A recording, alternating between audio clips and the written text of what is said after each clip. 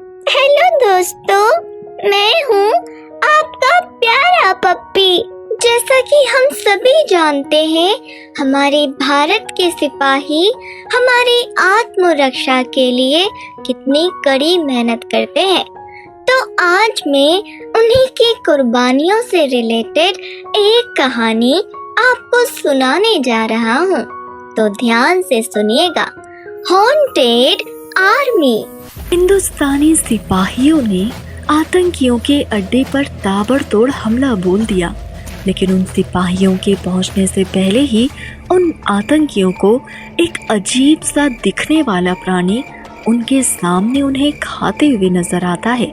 उसका आधा शरीर इंसानी था और आधा किसी जानवर का लग रहा था। उसके हाथों में आतंकियों के हाथ पैर और मुंह खून में लगा हुआ था। नुकीले और धारदार दांत और नाखूनों को चीरते हुए उनके शरीर के हिस्से को खा रहा था। उसके कंधों से बड़े बड़े पंख निकल रहे थे, मानो ऐसा लग रहा था कि किसी चमगादड़ के पंख उसके शरीर में लगे हुए हो। ये सब देखकर सिपाही डर जाते हैं और वहां से भागकर खड़े होते हैं। आपस में बातचीत करते हुए दो सिपाही बोलते हैं, आखिर ये क्या चीज थी? ना ये पूरी तरह इंसान लग रहा था और ना ही जानवर। तुमने गौर किया, उसने इंडियन आर्मी की वर्दी पहनी हुई थी। आखिर यह जवान कौन है?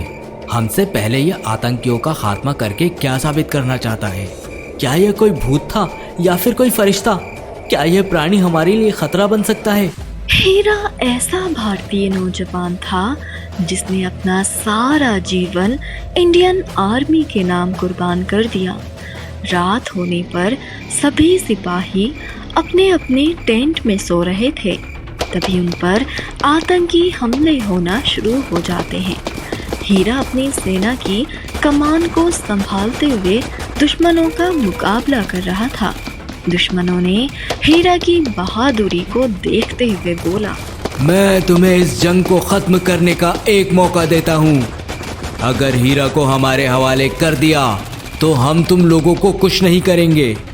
ओहो हो, तो क्या हीरा को उनके हवाले कर दिया जाएगा? ये तो आगे देखने पर ही पता चलेगा। आइए देखते हैं। दुश्मन की बात सुनकर भारतीय सिपाही बोल पड़ते हैं, हम तुम्हें कैप्टन हीरा सर का एक बाल भी नहीं छूने देंगे और तुम कैप्टन हीरा को मांगने की बात करते हो? लगता है भांग खाकर जंग में उतरे हो। यहाँ कोई मजाक चल रहा है क्या? तुम लोगों ने कैप्टन हीरा को समझ क्या रखा है? कैप्टन हीरा तक पहुँचने के लिए तुम्हें हमसे होकर गुजरना पड़ेगा। सिपाहियों की बात सुनकर कैप्टन हीरा बोलते हैं, तुमने मांगा भी तो क्या मांगा?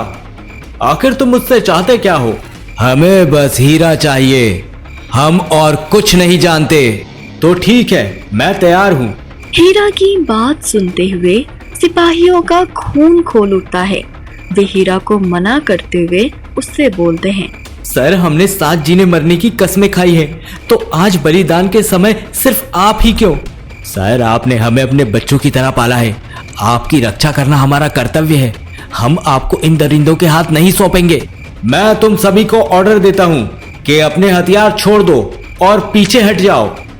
लेकिन सर, ये मेरा ऑर्डर है। ओहो, क्या हीरा सच में खुद को उन सिपाहियों के हवाले कर देगा या फिर इसमें कोई हीरा की चाल है?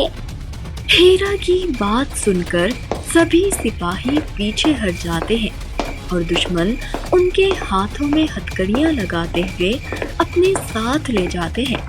उन दरिंदों ने हीरा को ले जाकर एक पेड़ में बांध दिया और उस पेड़ पर पेट्रोल छिड़ककर उन्हें जिंदा ही जला दिया। दुश्मनों की आग हीरा के शरीर को तो जला सकती थी, लेकिन उसके देश प्रेम को नहीं।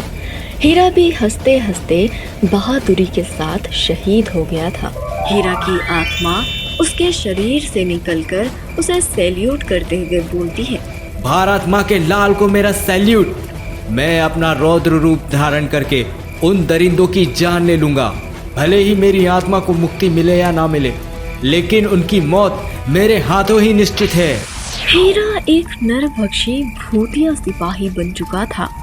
ये जहां दुश्मनों को देखता उन्हें वहीं मारकर खा जाता। ऐसे ही आतंकियों के अड्डे पर उसने तबाही मचा दी थी। कुछ हिंदुस्तानी सिपाही उसका ये रूप देखकर बहुत ही डर चुके थे। उन्हें पता भी नहीं था कि वे उनका पुराना साथी हीरा ही है। ऐसे ही सिपाही आपस में बातचीत करते हुए इस नरभक्षी सिपाही के बारे में बात कर रहे थे। वे सिपाही हीरा को एक फरिश्ते की तरह मान रहे थे क्योंकि उसने सिपाहियों की मदद की थी।